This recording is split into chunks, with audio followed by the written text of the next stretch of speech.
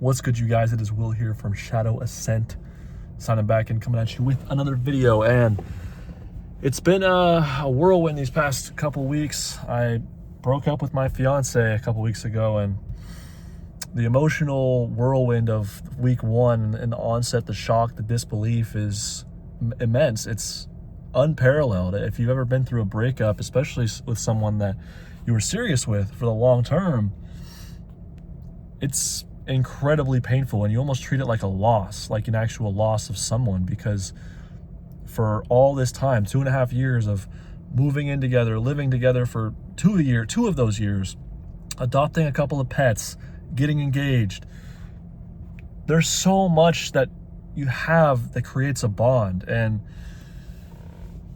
it's easy when everything ends and the dust settles to kind of feel angry, resentful, bitter, cynical, even a little bit betrayed or abandoned. And yeah, I mean, those are natural human responses. Anytime a relationship ends, you may think, oh, what did I do? Like, how could I have done better? But you also think, oh man, I didn't like this and this and that. And so it becomes something that your mind is constantly thinking about. And being that this is my first relationship, there's a lot that I am already thinking about and that I'm going to learn and apply to the next chapter in my life. And that's not just in terms of like the next relationship. It's just where I go in my future, things that I need to do to prioritize my health, myself, my own peace. And yeah, in the long run, also about if I'm looking for somebody, things that I need, things that I want out of someone, emotional needs, in terms of compatibility, hobbies, physical, intimate needs, like things like that. And, it's okay. Like, it's hard to look at this. I don't have hate. There may be those moments of, like I said, anger and resentment, but I don't have hate for my partner. There's still such a deep-rooted love for her, care for her. I want to still be there. I want to still try and make things work. I wasn't the one who initiated the breakup, but it's hard because in order to move on and heal, you have to remove yourself from that situation. And for at least the next week, we're going to still be living together, which is so awkward. And it's not that awkward in the grand scheme of things. Like, we've been in and out of the house at different times, but it still just feels weird because it's like, despite everything going on, this is still my home. But soon enough, it's not going to be. And that's, I think, when a real new level, a new phase, a new feeling will commence. Like, damn, we don't live together anymore. I don't hear from her anymore. I'm moving on with my life. And there's it's weird because it's like there's a part of you that's obviously incredibly emotional and sad and just overwhelmed. But there's also that part of you that's intrigued, like, here's an opportunity to really not only take all these lessons, but see what I can do in my life to try and, better myself, to fine-tune my skills and sharpen my sword.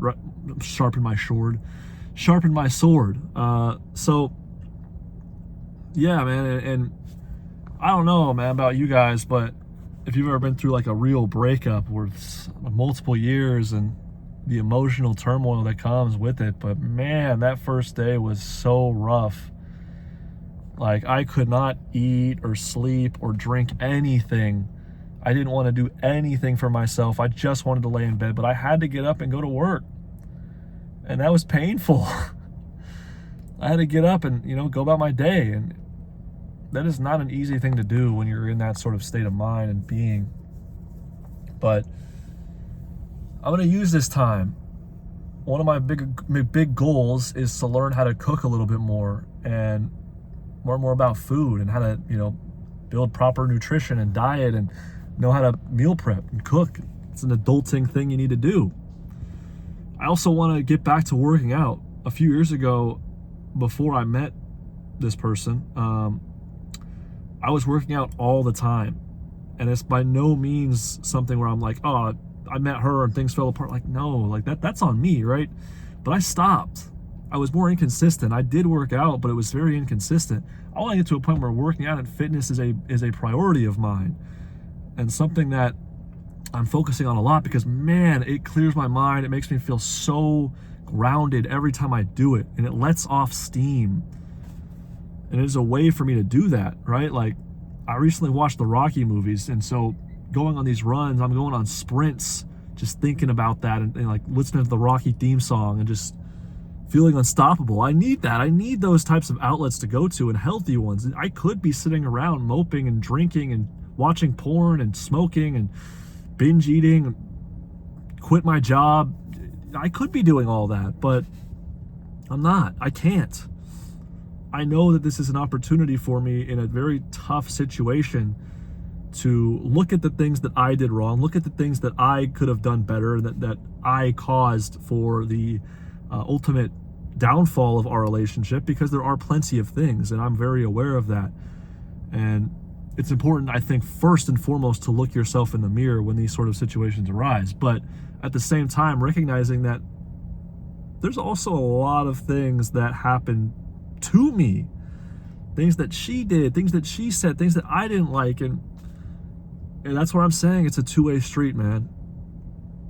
Like, unless it's a case where someone just abused or cheated on the other outright and did something so heinous that just immediately cracked the relationship and broke everything, it is always going to be both sides of the coin.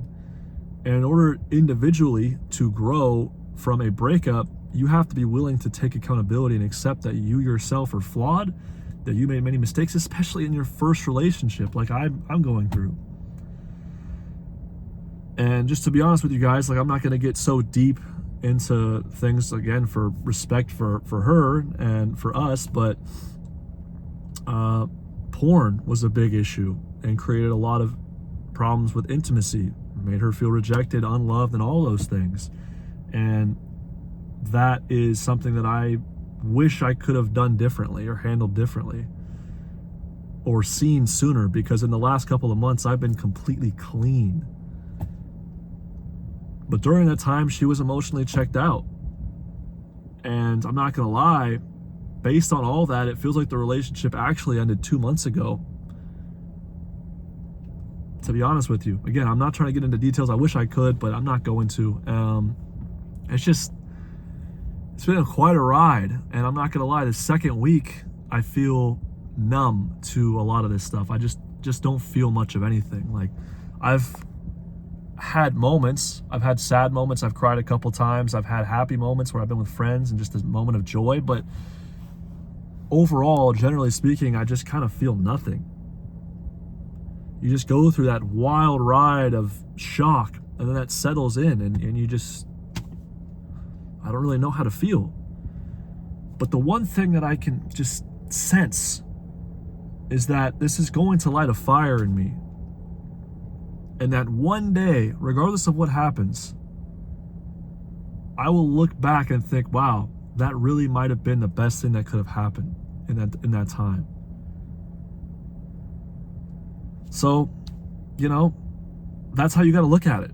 And taking things day by day, trying to survive each day is the priority. And that's the one thing that it gives you a lot of respect for, is the here and the now, is the gratitude towards that. Because I'm of course, there's this part of me that's thinking about, well, what if we reconcile months down the line? What if, something changes months down the line? What's things going to look like a year from now? Where am I going to live now that I'm not with her for the long term? All those things are important to think about. I'm not saying that, you don't want to plan ahead, but right now, going through this, it is best that I take things day by day and acknowledge how I feel, where I'm at, reflect upon things, reflect upon, not just the things I mentioned, but other things that I could have done better to sharpen our relationship, to make things better. But also see where, I need a little bit more out of someone.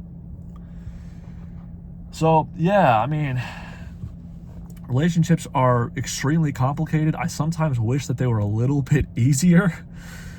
But that's the beauty of love. There's so much chaos to it. There's so much animosity. There's a lot of heartbreak. There's danger, and love is fragile. Love is fragile as hell. But to me, it is so incredibly worth it. And would I do it all over again, even to deal with all that heartbreak? Yes.